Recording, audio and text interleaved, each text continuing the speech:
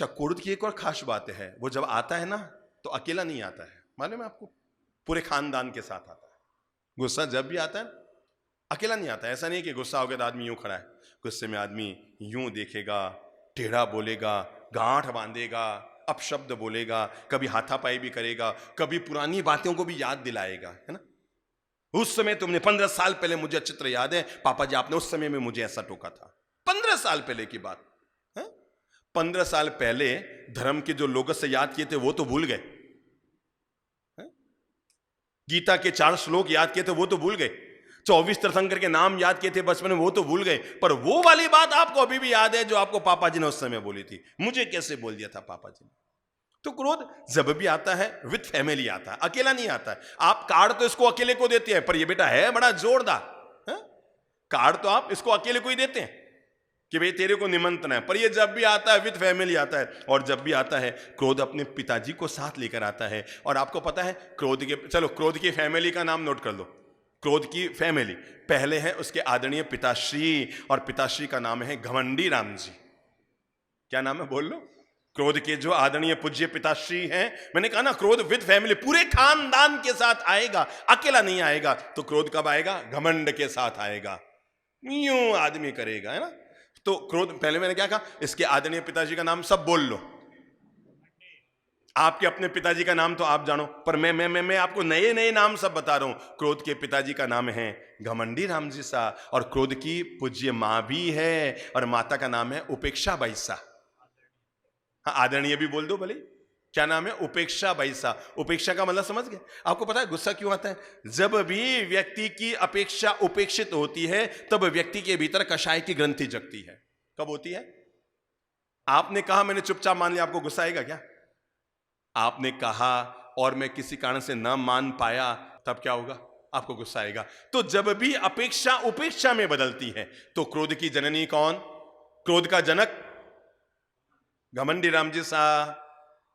क्रोध की मां मातुश्री उपेक्षा बाई सा। और मैं आपको कैसे बताऊं, क्रोध की 2 पत्नियां हैं। अकेली हो तो फिर भी छोड़ा जाए, 2, एक का नाम है हिंसा बाई और एक का नाम है नफरत बाई सा। हिंसा और नफरत 2 तो उसकी धर्मपत्नियां हैं। जब भी आता है ना, या तो वो क्या बोलेगा? अपशब्द बोलेगा, और कोई बच्चा है तो उस पर हाथापाई भी करेगा, कभी कभी तो इससे भी आगे कदम बढ़ाएगा। हिंसा और नफरत ये 2 क्रोध की जुड़वा धर्म पत्नियां हैं। क्रोध के ट्विंस है, 2 टाबर जुड़वा, वो भी ट्विंस। एक का नाम है वैर और एक का नाम है विरोध। ये जब भी आते हैं ना, 2 टाबरस इसके साथ में होते हैं, हम साथ में बोलते हैं, इसलिए आपने पता है हम कभी ऐसे नहीं बोलते हैं इससे विरोध है और वैर है, हम क्या बोलते हैं? वैर विरोध है। यानी ये 2 जुड़वा संतान है क्रोध की, अकेली नहीं है, ट्विंस। इसके 2 बेटे हैं, एक का नाम है वैर और एक का नाम है विरोध। इतना ही हो तो बात जम जाए, क्रोध की 2 जुड़वा बहनें भी है। एक का नाम है निंदा और दूसरे का नाम है चुगली। ये क्रोध की बहनें हैं। पर हां, क्रोध की नक चढ़ी एक बेटी भी है और उसका नाम है जिद्द बाई सा। ये नाम आपने नहीं सुना, आपने किसी बच्चे का नाम नहीं रखा होगा ना। ये मैंने जितने नाम कहे, कोई अपने टाबर का नहीं रखता है, कोई अपने माइतों का नहीं रखता है, पर सबके सब इन संतानों को और अपनी फैमिली को साथ लेकर चलते हैं। किसी ने भी अपने मम्मी का नाम उपेक्षा बाई, पिता का नाम घमंडी राम जी, और बहनों का नाम ये हिंसा और नफरत ये नहीं रखा होगा। वैर विरोध अपनी जुड़वा बहनें नहीं रखी होगी, और किसी ने भी अपने बच्चों का नाम वैर विरोध नहीं रखा होगा, और किसी ने अपनी बेटी का नाम जिद्द बाई सा नहीं रखा होगा। पर यह पूरी फैमिली हमारे साथ चलती है। तभी तो कई बार आप कहते हैं ना, कोई करूं, हाँ तो ये लाइन तो रोज ही सुनने को मिलती है। घनी बहने आ गए, बाप जी मारो बेटो घणो जिद्दी है, कहीं है जिद्दी है, और जिद्दी नहीं है, जिद्दी तो हम खुद पैदा करते हैं अपने भीतर से। अगर कोई व्यक्ति अपनी जिंदगी में क्रोध से मुक्ति पाना चाहता है, छोटी छोटी 2-3 मंत्र देता हूं। पहला मैंने कहा, अपने आप को वहां से अनुपस्थित समझिए। दूसरा सीधा सरल मंत्र दे रहा हूं, और वह है मुस्कुराने की आदत डाल दीजिए। ये धीरे धीरे कम हो जाएगा। अपने, अभी तो पता नहीं ये होता है कि नहीं होता है, कई ट्रकों के पीछे लिखा रहता है, और वो लिखा रहता है देखो मगर, पढ़ा है ना अपने ट्रकों के पीछे? बस ये वाक्य बिल्कुल खुद के लिए याद कर लो। उसमें लिखा है देखो मगर प्यार से, और खुद के लिए लिख दो गुस्सा करो मगर मुस्कुरा के। ठीक है, कैसे करोगे? चलो एक बार सभी लोग गुस्सा करो बैठे बैठे, जो सुन रहे हैं, और मुस्कुरा कर गुस्सा करना है आपको। देखो सा, अब आप सुधर जाओ सा, नहीं तो मुझे गुस्सा आएगा सा।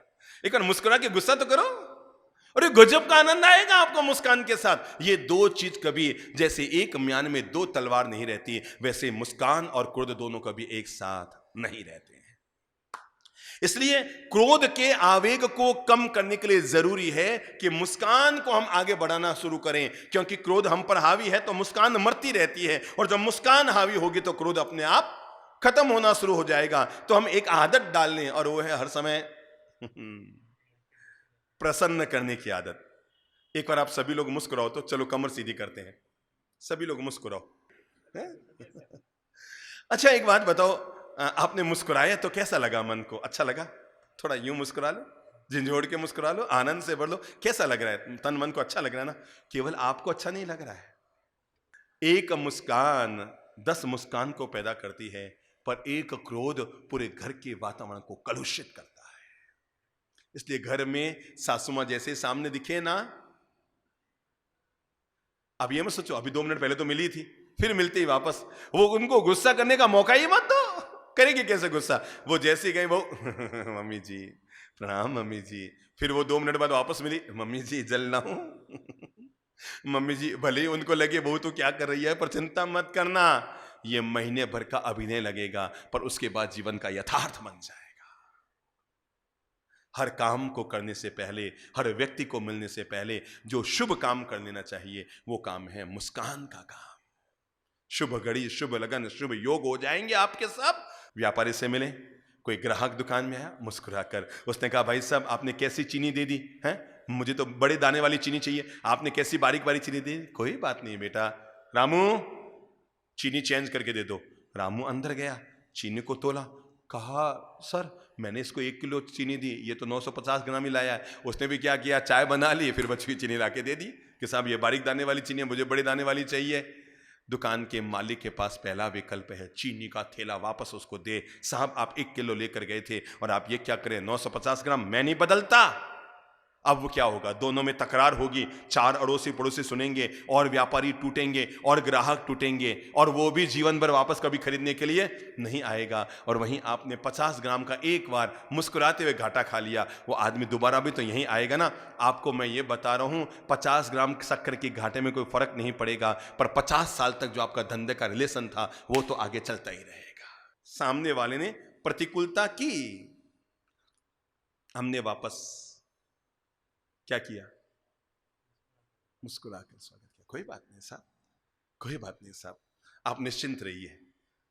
साड़ी के दुकानदार ने साड़ी बिल्कुल नहीं दी थी, पर कहीं से उसके कुछ वो माचिस की तिली की लग गई, और वो सेकंड हैंड बताकर वापस आई, साहब इसमें तो छेद है, और आपको पक्का पता है कि आपने सुबह ही उसको चेक किया था, कोई छेद नहीं था। कोई बात नहीं, कुछ फर्क नहीं पड़ता है।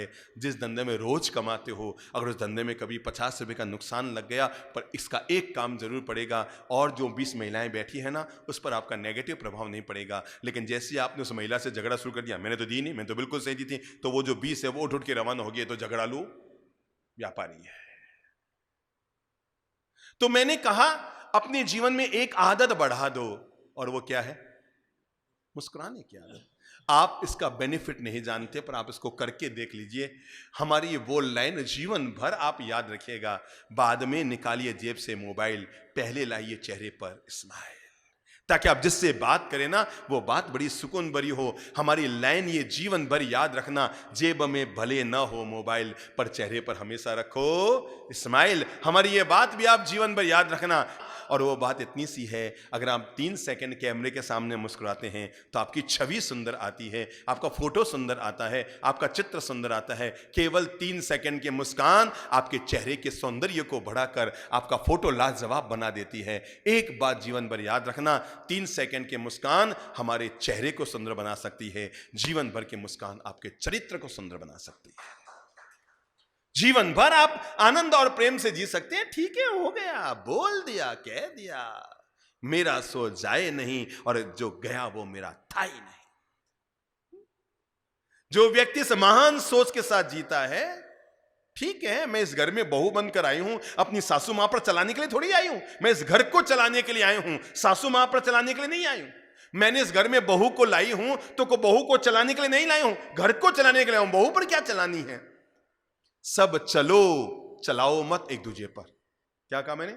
घर में, परिवार में, समाज में सब चलेंगे तो मुकाम तक पहुंचेंगे, और जैसे एक दूसरे को चलाना शुरू करेंगे कि आपस में बहसबाजी शुरू हो जाएगी। हाँ, एक और मंत्र हम अपने जीवन के साथ अपने स्वभाव को सॉफ्ट, मीठा, मधुर रखने के लिए जोड़ सकते हैं, और वो है हम एक नियम बना लें, हम सबसे बहुत प्रेम से पेश आएंगे। कैसे पेश आएंगे? बहुत प्रेम से पेश आएंगे। ओह पधारो सा। अगर आपको पता भी लग जाए ये वो व्यक्ति आ रहा है, सुबह आपको किसी ने बताया था कि आपके बारे में बड़ी उड़, आप उससे कट के मत रहिए। ओह, 2 मीठे शब्द बोलने से कोई आपकी जायदाद कम होने वाली है क्या? मुझे इतना सा बता दो, कम होने वाली है क्या? किसी से आपने 2 मीठे शब्द बोल लिए, कन्नी काट कर आप निकल गए, तो आपको क्या मिलेगा? आपको पता था उसने आपके लिए 2 शब्द बोले हैं और आप उसको देखते ही कन्नी काट कर निकल गए जानबूझकर। बाकी सबसे आप हिलमिल जुल रहे हैं, बाकी सबसे आप बात कर रहे हैं, बाकी सबसे आप मुस्कुरा रहे हैं, और उससे यूं कन्नी काट कर निकल रहे हैं। मेरे भाई, 2 मीठे शब्द बोल लोगे तो कौन से तुम्हारी जमीन कम हो जाएगी, जायदाद कम हो जाएगी, पैसा कम हो जाएगा कि इज्जत कम हो जाएगी? बताओ तो सही, क्या कम हो जाएगी? अगर मैंने 2 मीठे शब्द बोल लिए तो मुझे पता है कि अमुक व्यक्ति आ रहा है। मुझे पहले ही लोगों ने कहा, बाप जी और व्यक्ति आपने गांव में बड़ी, और आपके बारे में ऐडी बातें करें। अब मेरे पास 2 विकल्प है, वो आए तो मैं भी वेड़ा का वेड़ा हो जाऊं, जेड़ो तुम वेड़ो मैं। बोल, इससे क्या होगा? वैर खत्म होगा कि बढ़ेगा? क्लेश खत्म होगा कि बढ़ेगा? विरोध खत्म होगा कि बढ़ेगा? बढ़ेगा। मैं भी उसके सामने जिद होके पेश आऊंगा तो बाहर जाके और कहेगा, हैं मैं जान आया हूं महाराज खाने। और वहीं वो भली आवेश में भर के आया, पर मैंने शांति से, मुस्कुरा के, आनंद से, ओ पधारो सा, घणे मान आपरो स्वागत है। और कभी कभी तो मैं कह ही देता हूं, जब कभी लगे ना कि सामने वाला कुछ ज्यादा ही टेढ़ा है, तो मैं ये भी कह देता हूं, पधारो भाई पधारो, आपको देख कर तो मेरा 1 किलो खून बढ़ गया। 2 काम हो रहे हैं, उसका तो जल रहा है और मेरा बढ़ रहा है। फायदा किस में है? जलाने में है कि बढ़ाने में है? ना खुद का जलाओ ना दूसरे का जलाओ। याद रखना, हम जब भी गुस्सा करते हैं खुद का भी खून जलाते हैं और सामने वाले का भी खून जलाते हैं। खुद भी दुखी होते हैं, सामने वाले को भी दुखी करते हैं। खुद भी नरक में जाते हैं, सामने वाले को भी नरक में भेजते हैं। खुद के मन को भी क्लेश में लाते हैं, सामने वाले के मन को भी क्लेश में लाते हैं। इसलिए मेरे भाई, जिन्होंने गुस्सा किया उनको लिए भी कह रहा हूं, जिन्होंने गुस्सा झेला उनको भी पता है, और मैं अनुरोध कर रहा हूं, परस्पर प्रेम से, कन्नी काट के मत निकलो। हमारे इनसे बोलचाल नहीं है साहब, हम नहीं मिलते हैं। मैं तो उनके घर पहुंच जाऊं, मुझे अगर पता लगे ना अमुक व्यक्ति ने मन में गांठ बांध रखी है, बोलचाल बंद कर रखी है, और मुझे कोई आके बताए वो थी, मैं तो उसके घर पहुंच जाऊं। पता रहा सा गोच लेवा सा, आज मैं आप रे घर गोच लेवाने आ गया। अरे कहीं ना कहीं तो हमें खत्म करना पड़ेगा। अरे किसी फिल्म का भी तो लास्ट में जाके एंड करना पड़ता है ना, एंड बोलना पड़ता है ना, बोलना पड़ता है ना। तो जीवन की फिल्म भी एक दिन एंड होने वाली है। और याद रखना, जिंदगी कैसी भी खेली हो, पर अपने जीवन का जो पर्दा गिरने का वक्त आए ना, तो अपना अभिनय बड़ा शानदार करना, ताकि लोग तालियां बजाते रह जाओ। मान लिए क्या शानदार अभिनय किया। पूरी फिल्म देखकर भी अगर समापन जोरदार हो गया तो समझो उसने पूरी फिल्म की बाजी जीत ली। समापन शानदार हो जाना चाहिए। हमारे जीवन की जो अब माना, जवानी में हमें झोले आते थे, जवानी में झोले आते थे, गुस्सा आता था, आउट ऑफ कंट्रोल हो जाते थे, हम अपने आप पर नियंत्रण पर। अब 50 के पार हो गए, 55 के भी पार हो गए, शायद 60 के भी पार हो गए। अब 60 के पार भी व्यक्ति अपने स्वभाव को नहीं सुधार पाया, तो बताओ वो अपनी फिल्म का समापन शानदार कैसे करेगा? कैसे करेगा अपने फिल्म का शानदार समापन कि जैसे ही पर्दा गिरे कि तालियां बजनी शुरू हो जाए। वाह, क्या गजब इस आदमी ने जीवन जिया। और मेरे भाई, दुनिया में आना कैसा था वो तो हमारे हाथ में नहीं था, जाना कैसे है ये तो हमारे हाथ में है ना। रोते हुए आना ये हमारी नियति थी, जकाड़ करते हुए जीना ये हमारी प्रकृति थी, पर मुस्कुराते हुए बुढ़ापा जीना ये हमारी संस्कृति हो जानी चाहिए। अरे वाह, क्या शानदार आदमी जीवन जीकर गया कि लोग तालियां बजाते रह गए। पर्दा गिरते गिरते तालियां बजनी शुरू हो गई और लंबे अर्थ तक तालियां बजती रही। वाह साहब वाह, वो क्या आदमी थे। अरे जहां वो जाते थे ना, वो जिंदगी जीते गए जैसे कोई कपूर होता है, जलने से पहले भी खुशबू, जलते समय भी खुशबू, और जलने के बाद भी वातावरण में खुशबू।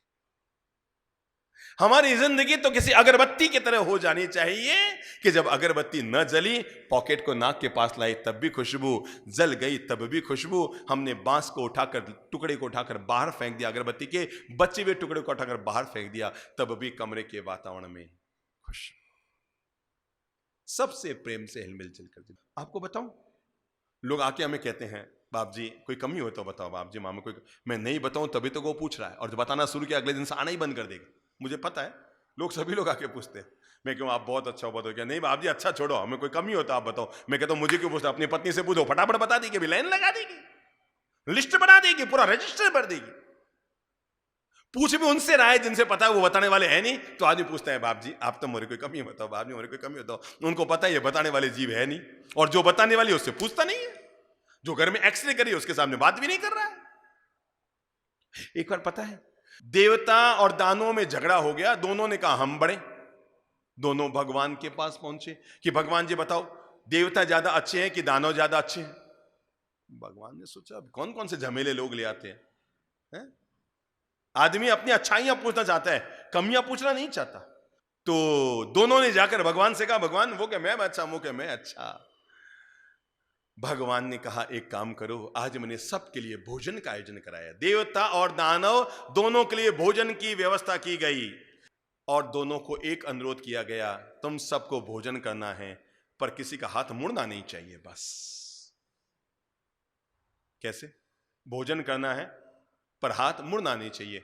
जैसे ये दो हॉल है ना, यहां पर ये ऊपर वाले हॉल में समझो देवताओं को बैठा दिया, नीचे वाले हॉल में दानवों को बैठा दिया, और दोनों को क्या शर्त, बड़े बड़े 56 व्यंजन थे, 64 भोजन की सामग्री थी, 8 मिठाइयां, 4 नमकीन, 4 सब्जियां, सब तरह की थी, पर शर्त यही थी तुम्हें खाना तो है पर हाथ नहीं मुड़ना चाहिए।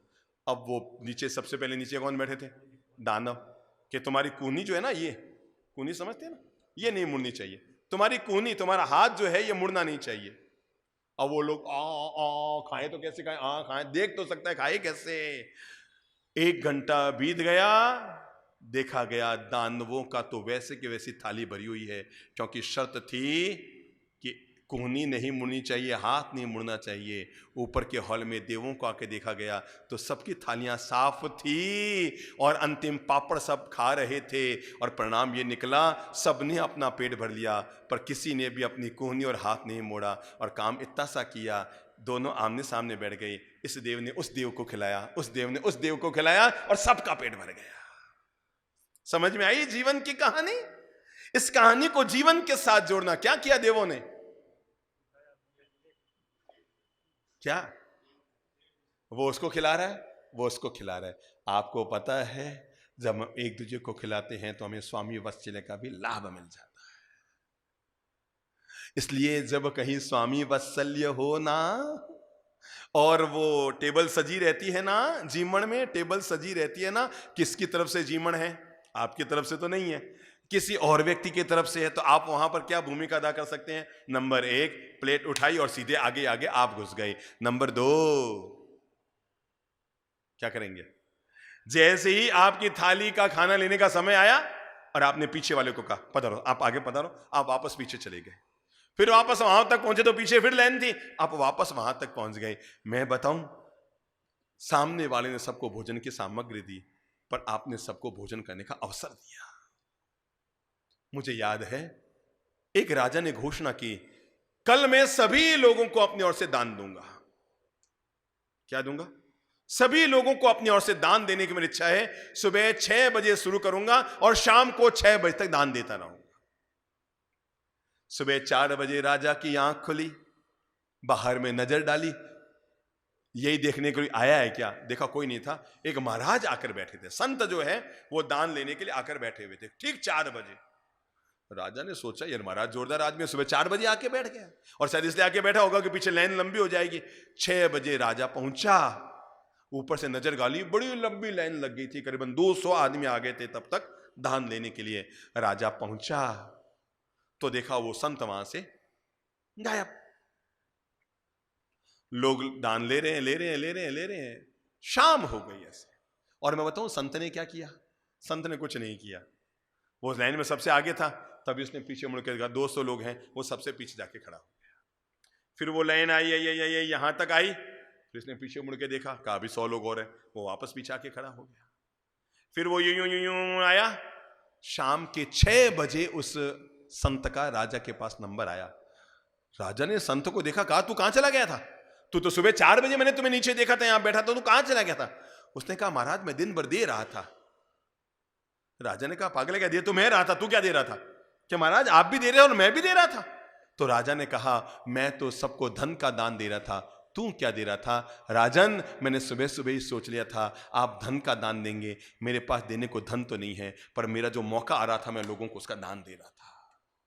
क्या आ रहा था? जो मुझे लेने का मौका आ रहा था तब मैं उन लोगों को दान दे रहा था। अब ये मौका तुम्हें, मैं वापस पीछे जाता हूं। महाराज आप भी दिन भर दे रहे थे और मैं भी दिन भर दे रहा था, ये काम कौन कर सकता है? श्री प्रभु कहते हैं जिसके हृदय में सबके प्रति प्रेम, मिठास, माधुर्य होता है। कुल मिलाकर मैं अनुरोध आपसे ये करना चाह रहा हूं कि हम इस बात के लिए अपने अंतर मन को तैयार करें। आज बोध प्राप्त कर लें। मिटाना है क्रोध को, जगाना है बोध को। इन 2 शब्दों को याद कर लो, क्रोध और, मुंह से बोल लो क्या शब्द है? क्रोध और बोध। बोध का मतलब होता है जागरूकता, बोध का मतलब होता है सजगता, बोध का मतलब होता है विवेक, बोध का मतलब होता है ध्यान, साधना, समाधि। बोध का मतलब होता है व्यक्ति जागरूकता, सजगता के साथ जीवन को जीना। मैं जी चुका 60 साल तक क्रोध में जीवन, अब मैं क्रोध में जीवन नहीं जीऊंगा, अब मैं बोध में जीवन जीऊंगा। क्योंकि क्रोध हमारी गति और प्रगति को रोकता है और बोध हमारी गति को भी सुगति करता है। श्री प्रभु आज हमें जीवन का ये प्यारा पाठ पढ़ा रहे हैं और वो है हर व्यक्ति ये तय कर ले मैं क्रोध में नहीं, मैं किस में जीऊंगा? बोध में जीऊंगा। 3 शब्द अपनी जेब में डाल लो और वो ये है, आज से मैं 3 शब्दों का बार बार खूब इस्तेमाल करूंगा। नंबर 1 प्लीज बोल लो। जब भी किसी को कोई काम सौंपूंगा सीधा नहीं बोलूंगा, चेहरे पर मुस्कान, प्लीज भाई साहब प्लीज। नंबर 2 थैंक यू, दिन में 100 बार जरूर बोलूंगा। और नंबर 3 अब आप बोल लो कौन सा शब्द आ रहा होगा। जब मैंने पहला शब्द कहा है प्लीज, दूसरा शब्द कहा है थैंक यू, तो तीसरा शब्द क्या होगा जीवन में खुशियों से भरने के लिए? और वो है सॉरी। जो व्यक्ति इन 3 शब्दों का अपने घर में, परिवार में, समाज में, व्यापार में, दुकान में, मकान में, धंधे में बार बार इस्तेमाल करता है, उस व्यक्ति के रिश्तों में हमेशा मधुरता घुलती है, उसका कैरियर हमेशा आगे बढ़ता है, उसके मन में हमेशा शांति रहती है, उसके रिश्ते हमेशा मीठे रहते हैं, उसके समाज में हमेशा इज्जत रहती है। आपको पता है ये आई एम सॉरी शब्द कहाँ से पैदा हुआ है? ये भगवान की दिव्य परंपरा में जो मिच्छामि दुक्कडम है ना, खमत खामना है ना, ये उसी से आई एम सॉरी पैदा हुआ है। ठीक है ना? ये तीनों शब्द भगवान की भाषा समिति के शब्द हैं। तीनों शब्द कौन सी भाषा समिति के शब्द हैं? पहला है प्लीज, मुस्कुराकर अपनी बात कहो। दूसरा है थैंक यू, सामने वाले को साधुवाद शुक्राना दो। तीसरा है सॉरी, अपनी गलती को तुरंत स्वीकार करो। जो व्यक्ति ऐसा करता है, श्री प्रभु कहते हैं वो भद्र परिणामी होता है। कौन सा? भद्र परिणामी होता है, और उसकी यहां भी सुगति है और वहां भी सुगति।